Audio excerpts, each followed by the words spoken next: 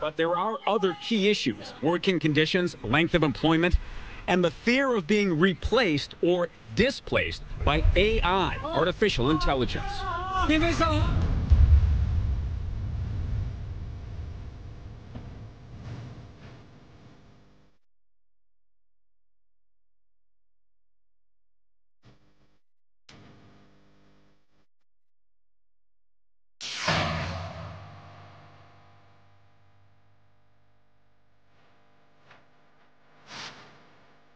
자, 실제로 이 AI와 로봇은 지금도 많은 이제 산업 현장에서 활용이 되고 있습니다. 로봇 같은 경우는 이제 뭐 대표적인 게 식당에서 서빙하는 그런 로봇, 공항에서 짐을 안내해 주는 것뿐만 아니라 우리 공경철 박사님께서 활용도를 많이 말씀을 해주셨죠. AI 같은 경우도 정말 최근에 이 헐리우드에서 이제 작가들이 파업을 한다거나 우리나라도 웹툰 작가들이 파업을 할 정도로 이미 어느 정도는 좀 대체되고 있고 실제로 이 AI 작품상도 있다고 제가 들었거든요. 네, 이런 부분에서 좀 질문을 드리도록 하겠습니다. 먼저 공경철 박사님, 이걸 노동의 해방으로 보시나요? 아니면은 디스토피아로 가는 시작으로 보시나요? 제 개인적인 견해이긴 합니다만 먼저 밝히고, 사실 지금 로봇들이 차지하고 있는 그 일자리들이 있잖아요. 사실은 이게 로봇이 만들어져서 어떤 일자리를 뺏기 위한 로봇이 만들어져서 그 다음에 사람을 밀어낸 게 아니라 사실은 사람이 먼저 버렸기 때문에 그 버려진 일자리에 어쩔 수 없이 로봇이 들어갈 수밖에 없었다라는 생각은 들거든요. 그러니까 결국은 부족한 자리를 채운 수단이 된다는 맞습니다. 거죠. 같은 일을 하더라도 뭔가 점점 더 필요한 인건비가 올라가고, 근데 노동의 강도는 점점 줄었으면 좋겠고, 이런 어떤 적정한 선이 있잖아요. 그런데 실제로 경제 현장에서는 그만큼의 인건비를 지급하기가 어렵고, 경제적으로 그다음에 노동 강도가 줄어드는데도 한계가 있고, 이렇게 되면은 사실은 뭐 어쩔 수 없이 버려지는 거잖아요. 이게 사람이 하기 싫어서 버린다기보다 경제 논리가 안 맞아서 버려지는 일자리에 그러면 이제 로봇이라는 대안이 들어오게 되는 거죠. 이 사람의 관점에서는 조금은 소외받는 그 일자리를 그냥 로봇이 지금 이제 대신하고 있다, 이렇게 생각을 합니다. 버려진 일자리라는 말씀을 듣고 보니까 생각을 좀 해보게 되는데요. 생각해보면 직업이라는 개별 직업들의 존재 이유가 누군가는 그 일을 하기 싫어하거나 누가 대신 해줬으면 하는 일들을 준비하는 과정을 나는 겪고 싶지 않거나, 그러면은 누군가의 일자리는 그 일을 해줬으면 하는 사람들이 주변에 많기 때문에 가능한 일자리인 거거든요. 그러니까 노동 해방과 그 일자리 박탈은 약간 양립되어 있는 게 아닌가? 대다수의 사람들에게는 노동 해방을 가져오고 대신에 그 노동을 하고 있던 사람들에게는 일부 소외될 수가 있다. 그렇게 생각이 드네요. 항상 어떤 기술적인 혁신이 일어나면은 그때 내 일자리 뺏기는 게 아니야 라는 생각은 꾸준히 다 해왔어요. 그래서 산업혁명 일어났을 때 러다이트 운동, 그 방직기계에서 일하던 분들이 막 그 기계를 때려 부셨죠. 이게 내 일자리 다 뺏어갈 거야. 그렇지만 뭐 더 많은 일자리가 생겼다라는 것은 역사적으로 우리가 증명이 되고 있는 것인데, AI하고 이번 로봇하고 쪽에 조금 집중을 해서 들여다보면은요. AI 같은 경우는 지금 사실 AI 발전이 너무나 빠르게 되고 있기 때문에 많은 전문적인 일자리들의 위협을 가한다. 그 시위를 하셨던 분들도 사실 어떻게 보면 전문가들이에요. 웹툰 작가라든가 방송 작가라든가 뭐 이런 분들 전문가들이고, 자신의 스페셜티를 인공지능이 대신할 것 때문에 굉장히 지금 두려워하세요.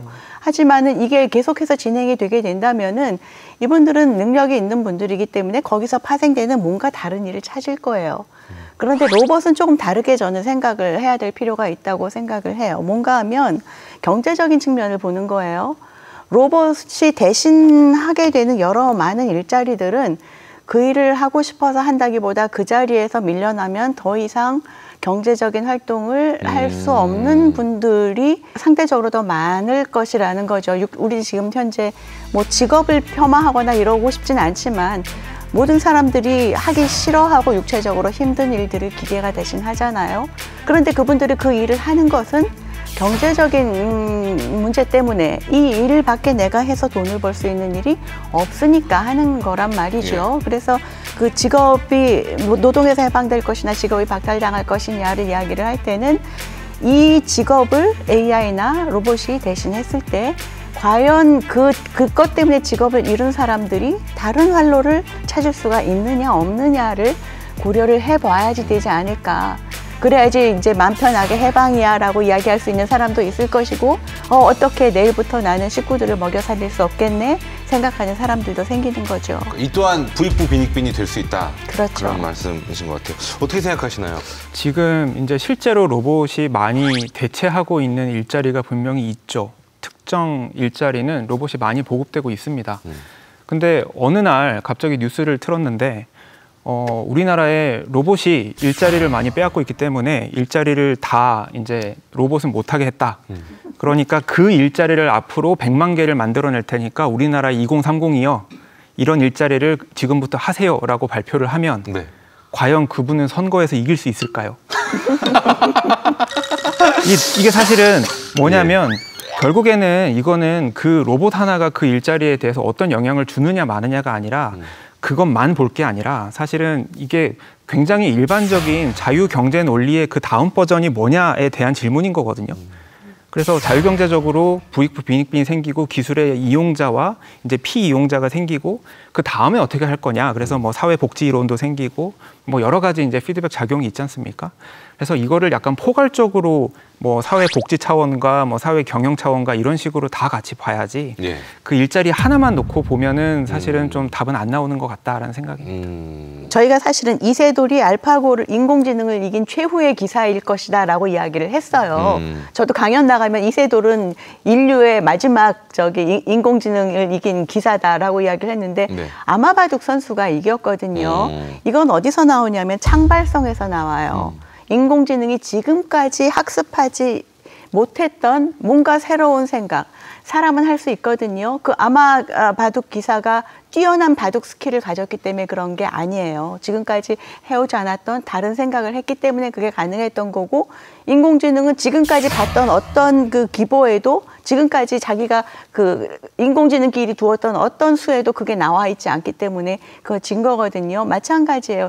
소설을 쓰든 일러스트레이트를 하든 인공지능이 해낸 것은 만해를 흉내낸다든가 고호를 흉내낸다든가 아니면 나태주 시인의 문체를 흉내낸다든가 하는 건 하지만 그거를 뛰어넘는 새로운 무언가를 하는 데는 한계가 분명히 있습니다.